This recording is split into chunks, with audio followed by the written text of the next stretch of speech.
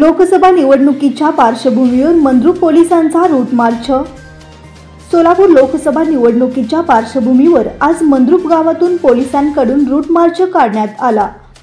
सोलापूर लोकसभेसाठी 7 मे रोजी मतदान होत आहे। याच पार्श्वभूमीवर शांतता सुव्यवस्था कायम राहावी या उद्देशाने मंद्रुपचे सहाय्यक पोलीस निरीक्षक प्रशांत हुले यांच्या मार्गदर्शनाखाली रूट मार्च काढण्यात आले।